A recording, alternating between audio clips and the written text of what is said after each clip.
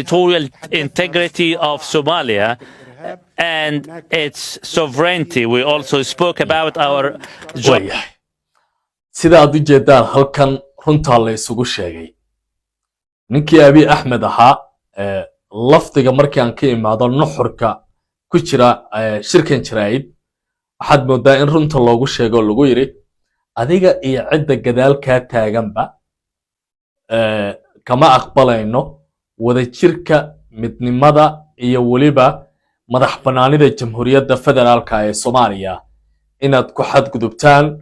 oo aad baabi'isaan qaanuunka caalamiga ah iyo xeerarka urfiga diblomaasiyadda ee adduunka ka jira ee aqbalaya in wadamada madaxa bannaan ay isxaq dhowraan haddaba shirkan jiraa'id ee halkan ka baxaya waxa uu ka dhacayay ama lagu qabtay magaalada Qaahira ee caasimadda jamhuuriyadda Carbeed ee Masar waxa wada qabanaya labada wasiir ee qaarajiga ah ee dalalka Mareykanka iyo sidoo kale Masar Badri ninka lagu magacaabo Badri Cabdilatiifi ee dalka Masar iyo Antony Blinken labada nin shirkooda jiraayid waxaad moodaa inay isku qadiyadan meel ka istaageen taas oo runta markii si fiican loo eego dadka diblomaasiyadda taxliiliya ay leeyihiin Abiy Ahmed cid ka dambeysay ayaa lala hadlayay cidda ka dambeysay Abiy Ahmed ee la tuhmayana waxa leeyahay waa dowladda Imaaraadka Carabta oo si gaar ah waraysigan ama aan iraahdee war saxaafadeedkan baxaya oo si gaar ah ugu socday waxaan rabaa Abiy Ahmed oo runta loo sheegay Mareykanka iyo Masar oo go'aan wada jira ka qaatay xaaladda Soomaaliya gobolka Geeska Afrika oo hardankiisu sii ballaaranayo iyo faa'iidada halkan ugu jiri karta dowladda federaalka ee Soomaaliya inaan ku eego dhinaca kale loolanka ee ka taagan Geeska Afrika maxaa sidoo kale ka dhigay Soomaaliya inay noqotay barta ama meesha tanaafuska ama siraaca uu ka socdo loolanka meesha uu ka socdo maxaa ka dhigay Barrow Show ayaan rabaa muuqaalka labaad ee maanta inaan barnaamijkan si gaar ah ugu eego saaxiibayaal meel kasta oo aad joogtaan haddii aad ku cusub tahay YouTube channelka fadlan nagu soo biiro subscribe share garee muuqaalkan saaxiibada la wadaag laagna saar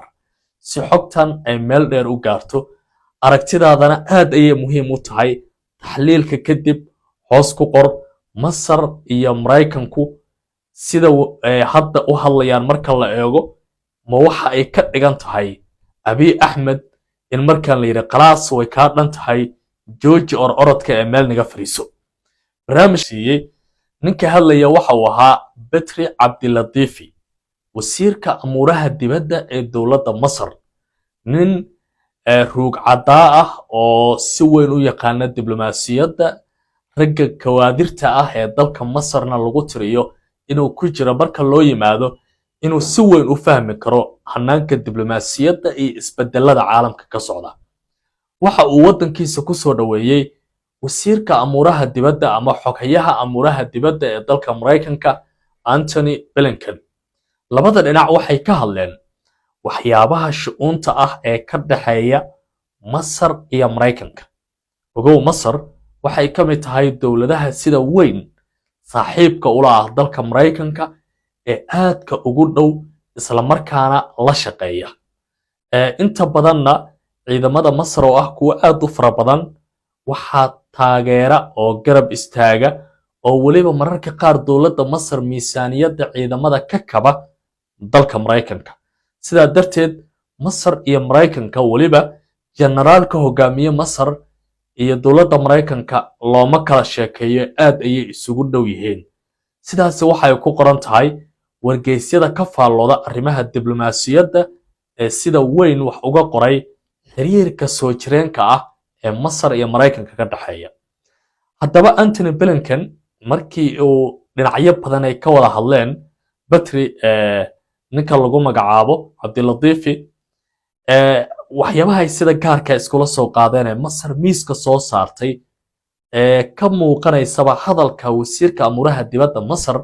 waxaa ka mid ahaa qadiyadda Soomaaliya waxa labada dhinac isla garteen oo hoosta laga xariiqay inaan la aqbali karin sovereignty-ga ama madax bannaanida ama siyaadada Soomaaliya inaan lagu xadgudbi karin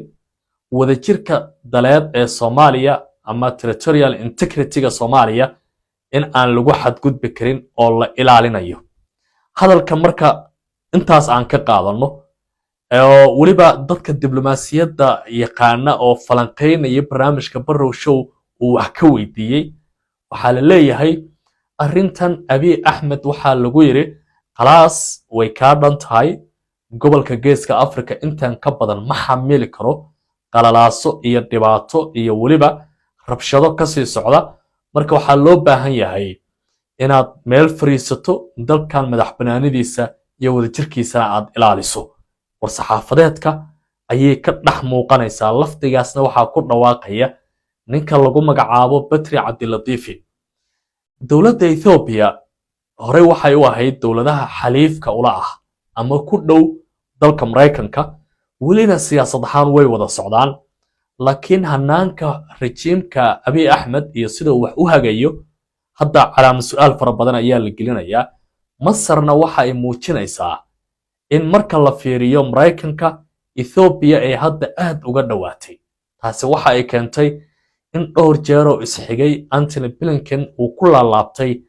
dalka Masar isla markaana wada hadallo uu la galay waxyaabaha uu kala hadlayana waxaa ka mid ah qadiyadda bariga dhexe qadiyadda geeska Afrika qadiyadda Carabta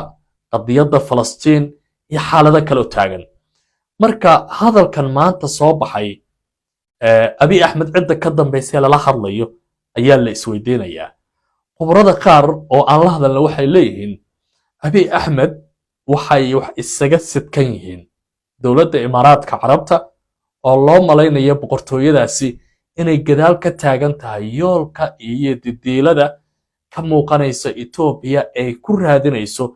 in ay fadhiisato badda cas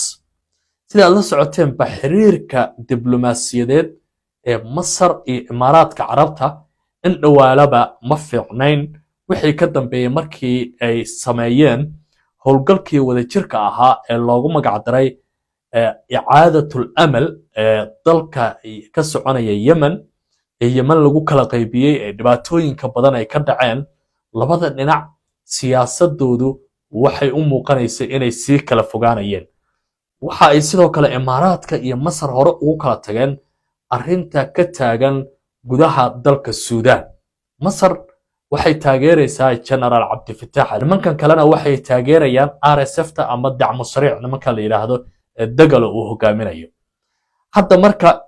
siraaci waxa uu soo gaarayaa Soomaaliya Masar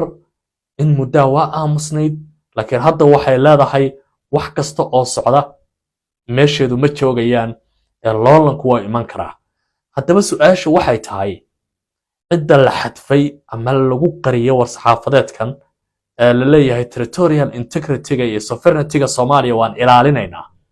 waxay noqon doontaa